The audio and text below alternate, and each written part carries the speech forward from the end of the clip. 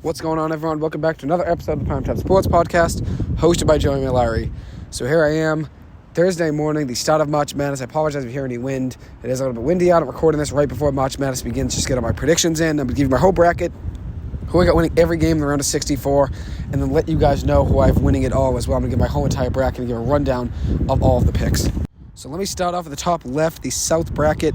We have Alabama versus Texas A&M, Corpus Christi. I got Alabama winning that game. Shouldn't be too hard of a game for Alabama. They've been dominant all season. Since they lost to Gonzaga in the middle of December, they are 20-3 in their last 23 games.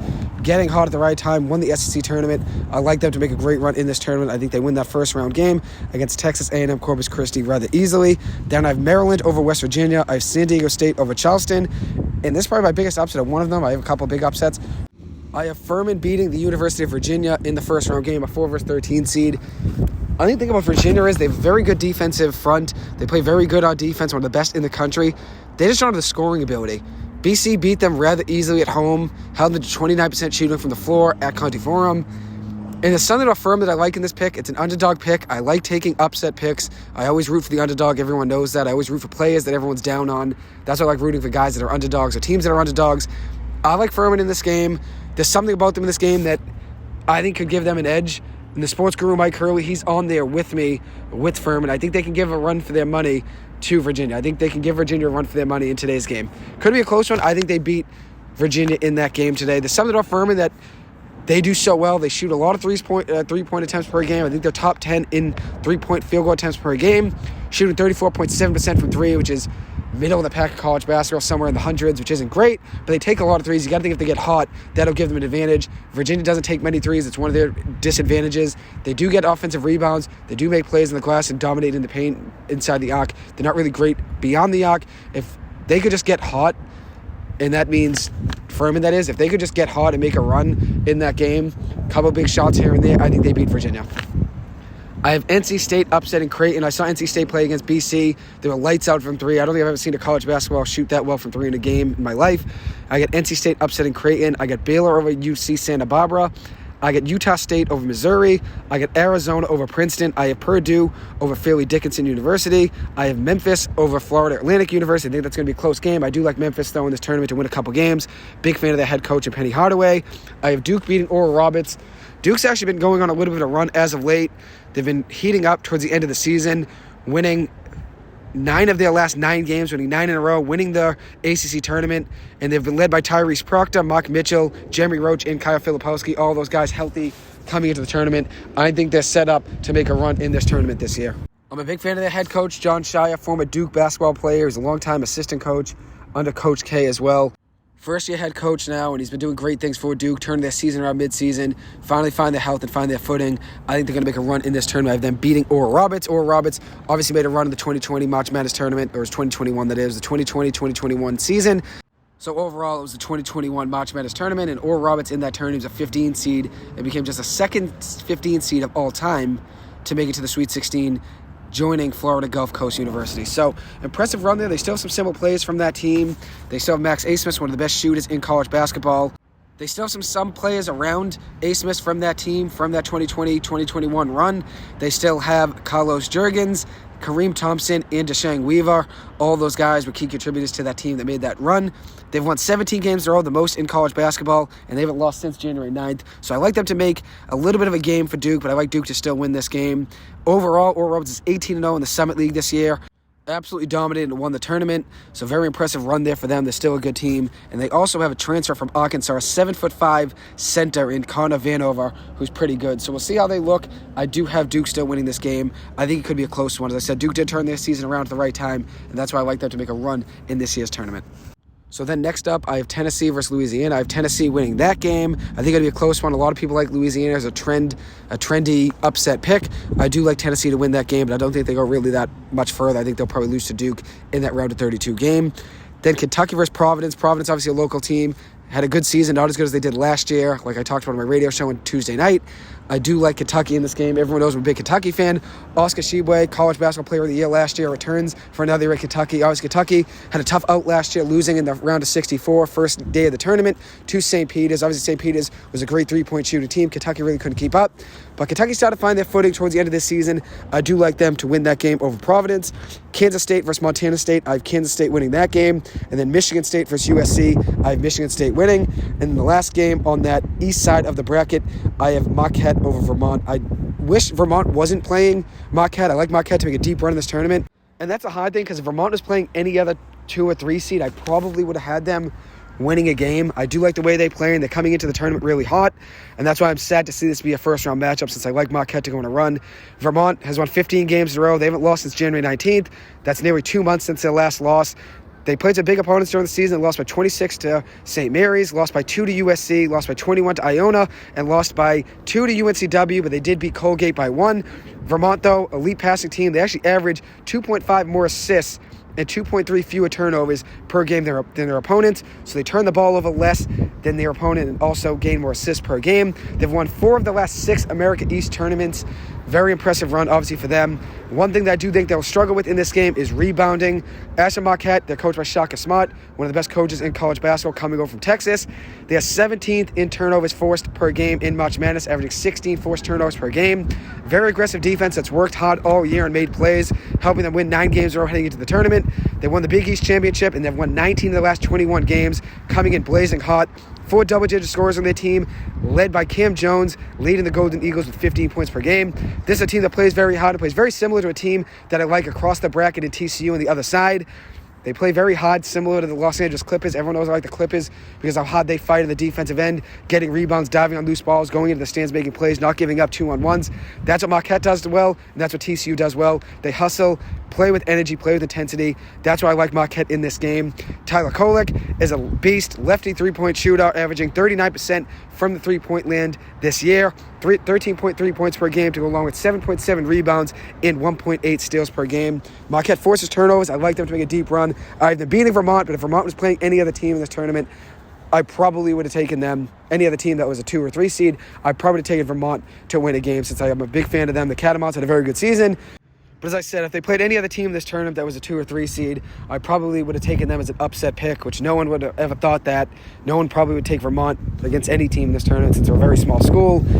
Compared to some of these other schools, the school like, obviously, Marquette, very good season, playing in the Big East, one of the best conferences in college basketball.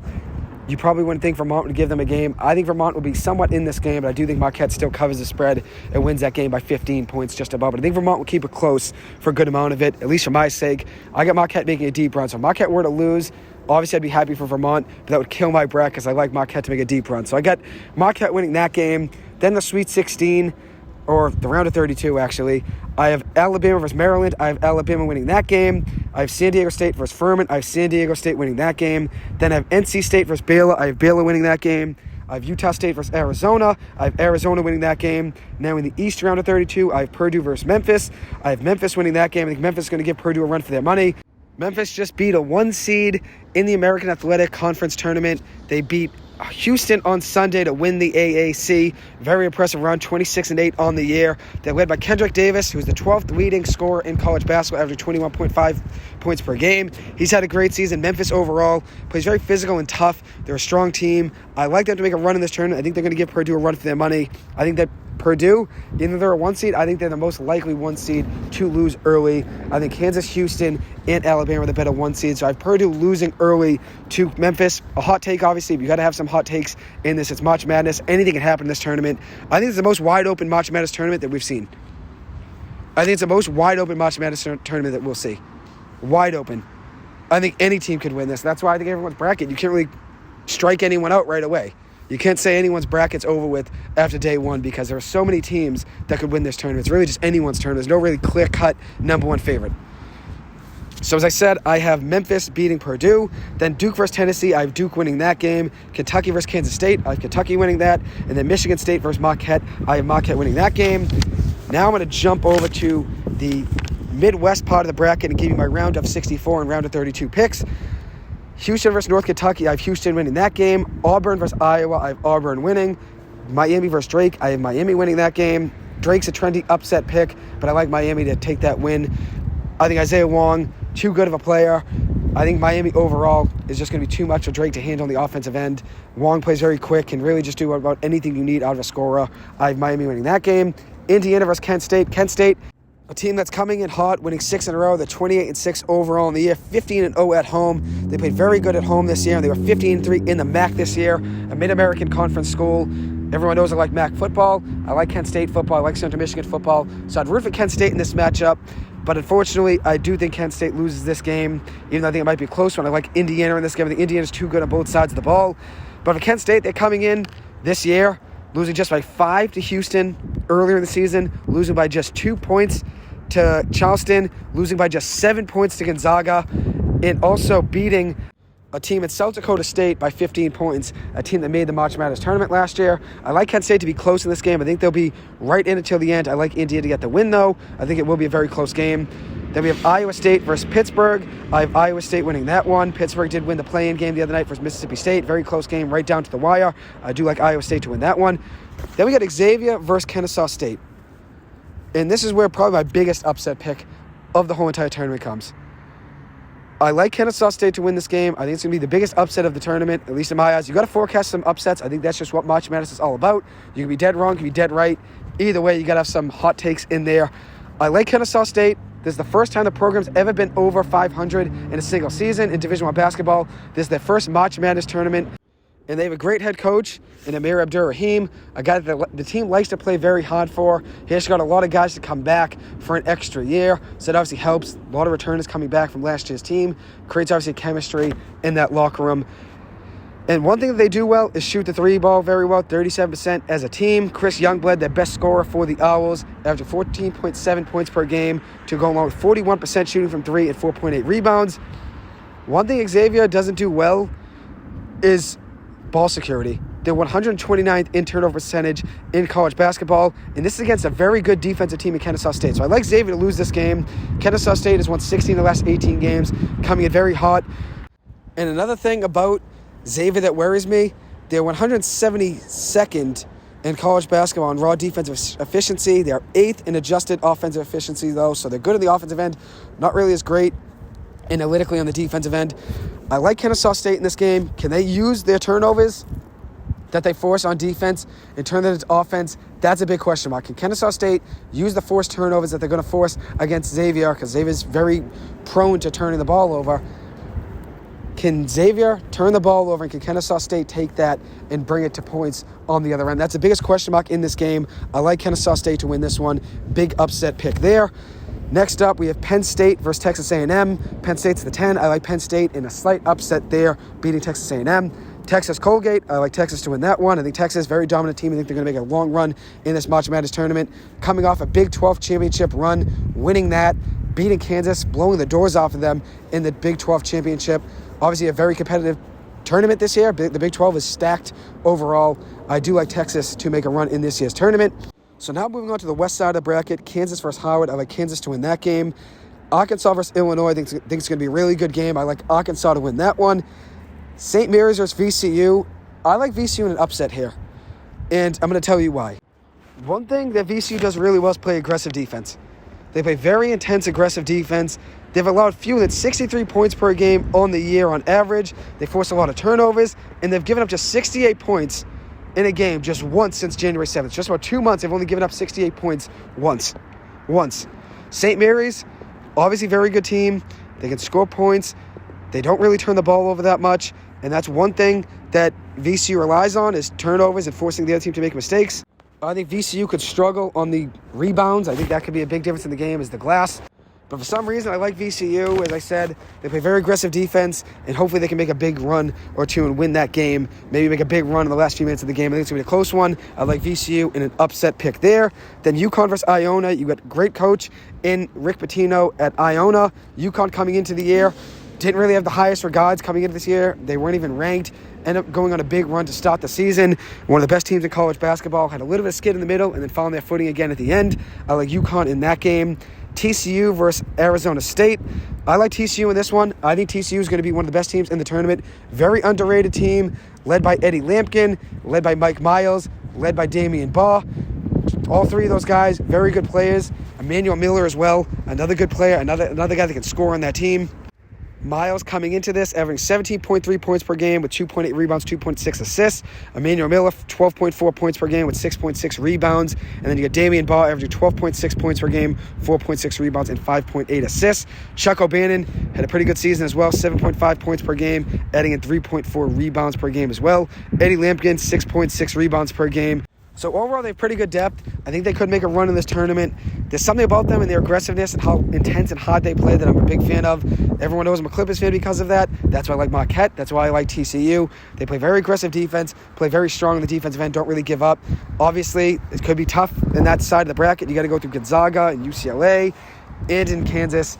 But I think they could go through all of those teams. I think it's going to be a tough matchup, obviously, with all those games. But I think they're going to give Gonzaga a run for their money. I like TCU to beat Arizona State. Then I got Gonzaga over Grand Canyon. I have Northwestern over Boise State. And I have UCLA over UNC Asheville. So that's my round of 64 games. Now my round of 32. Houston versus Auburn. I like Houston to win that game. Miami versus Indiana. I like Indiana to win. Iowa State versus Kennesaw State. Kennesaw State's run's going to fall after just one game. I like Iowa State to beat Kennesaw State. Penn State versus Texas, I like Texas. Kansas versus Arkansas, I like Kansas. VCU versus UConn, I like UConn. TCU versus Gonzaga, I like TCU to win that game. I think TCU is going to make a run in this tournament, as I said. I think a very underrated team. No one really follows too much about them. And that's probably because the Big 12 was so good this year. There were 4 teams above them in the standings: Kansas, Texas, Kansas State, and Baylor. So no one really followed TCU as much as they should have this year, but a very good team that can score the ball. They can make plays. They're averaging 33.2 rebounds per game. Also averaging 16.2 assists per game, 75.2 points, and also averaging 4.7 blocks per game, averaging 8.2 steals per game. They're going to limit turnovers, hopefully, in this tournament. That's a big thing for them, limiting turnovers, obviously, and trying to get as many shot attempts out of Mike Miles, Emmanuel Baugh, and Chuck O'Bannon among the rest of the guys. That's what they really need to do, is find ways to win games, especially close ones. I think it's going to be a lot of close games. I don't think it's going to really be any blowouts for them. I think they're going to be in a lot of dog fights, and I think they're going to win a lot of those. So I like TCU over Gonzaga. Northwestern versus UCLA, I like UCLA. So that's my round of 32 games I've given now. Now for my Sweet 16 games, I have Alabama versus San Diego State. In the South bracket, I have Alabama winning that. Baylor versus Arizona, I like Baylor. Then in the East Sweet 16 game, I have Memphis versus Duke. I like Duke to win that one. I think they're going to make a run. Kentucky versus Marquette, I like Marquette. In the Sweet 16 of the Midwest bracket, I have Houston versus Indiana. I like Houston to win that one to go to the Elite Eight. Iowa State versus Texas. I like Texas. Kansas versus UConn. I like Kansas. TCU versus UCLA in the West Sweet 16 game, the last one in that West. Since Kansas versus UConn, I pick Kansas. TCU versus UCLA. I like TCU to be a big upset over UCLA. Now in the Elite Eight, I have Alabama versus Baylor in the South. I like Alabama to win that one to go to the Final Four. Duke versus Marquette. I like Marquette to win that one of the East region at Final Four, to go to the Final Four, that is, to win the Elite Eight game of the East region. I like Marquette to go to the Final Four. Then in the Midwest, we have Houston versus Texas for the Elite Eight. I like Texas to win that one. And in the West Elite Eight, we have Kansas versus TCU. I like TCU to win that one. Now in the Final Four, we have Alabama versus Marquette. I like Marquette to win that game to advance to the championship. And then on the other side of the Final Four, we have Texas coming out of the Midwest and TCU out of the West. Obviously, 2 schools in Texas, going to be a big game, big rivalry game, obviously, as well. I like Texas to win that one. They were 2-1 versus TCU on the year. Tough for me to give up on TCU when they get that close, but I think Texas is the overall better team, probably an easier chance to get to the Final Four as well than TCU. TCU's got to go through some tough teams. They got to go through Gonzaga. They got to go through UCLA. They got to go through Kansas. So it'd be hard to take them all the way to the finals because they could fall along the way as well, even though I have a lot of confidence in them. So I have Texas beating TCU in the Final Four. Texas versus Marquette. I like Marquette to win that one, to be the champion of the whole entire March Madness tournament. They're coming off a great championship run in the Big East tournament, coming in very hard, as I said, winning a lot of games by forcing turnovers. I like them to win this tournament. Shaka Smart, great head coach, and obviously a lot of scorers around on that team as well that can help them to make a run in this tournament. So I like Marquette to win this tournament. Obviously, they have a lot to go through along the way, but I think this tournament's wide open. That's why I think anybody can win. I don't think you really cross out anyone's bracket and say, oh, it's a trash bracket, because I think anybody's bracket could end up being the one, considering how wide open college basketball is this season. So now some other notes that I want to bring up that other people I was reading about were saying. Colgate, very good three-point shooting team. The number one in college basketball, shooting 41% from three. I think they could keep it close with Texas for a little bit. I do like Texas to win that game. Obviously, I like Texas to make a big run and go to the finals. But I think Colgate can keep it a little bit close with their three-point shooting. Another note is that 6 teams in the top 20 of the Ken Pom rankings are in the West region. So obviously the West region is going to be tough to come out of. That's why TCU has a long road ahead to get to the Final Four like I have. And that's why I have them losing in that Final Four game to Texas, because I don't think it's as easy for them to get to the Final Four as Texas. I think Texas has an easier chance of getting there. So I played a little bit safer there and went with Texas winning that game over them. Another note is the injuries. Marcus Sasser, the best player on Houston, American Athletic Conference Player of the Year, averaged 17 points per game, 2.8 rebounds, 3.2 assists, 38% shooting from three, and 1.7 steals per game. He has been hurt with a groin injury. He's expected to play, but obviously would be a big loss to that Houston team if he is out. The starting point guard for UCLA, Jalen Clark, is out for the rest of the year.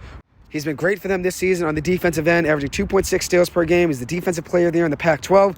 Menace on the defensive end, creates a lot of turnovers and helps them get points out of it, averaging 13 points per game, 6 rebounds, 1.9 assists, and 2.6 steals. And the Tennessee is without Zakai Ziegler, who's hit some big shots for them on the year, out for the tournament with the torn ACL. Very devastating loss, obviously. Tennessee wishes they had him. He's a big loss considering he's averaging 10 points per game, 5.4 assists, and 2 steals per game. Only 5'9", can create shots though, get in passing lanes, and force turnovers. Obviously a big loss there for that Tennessee team. The Volunteers have to find a way to make up for scoring and defense. So we'll see what happens in this tournament. Best of luck to everyone's brackets. Best of luck to all 64 teams in this year's tournament. Hopefully it will be a fun one. I'll keep you guys updated along the way. Thank you guys so much for taking the time to listen to this. As always, I appreciate it and hope you guys have a good one. Go TCU and go Marquette. Hopefully see both of those teams make a deep runs in this year's tournament. I'm a big fan of both, as you guys all know from listening to this. So we'll see what happens. Best of luck to all you guys in your brackets. Have fun watching and have a great rest of your weekend. Thank you.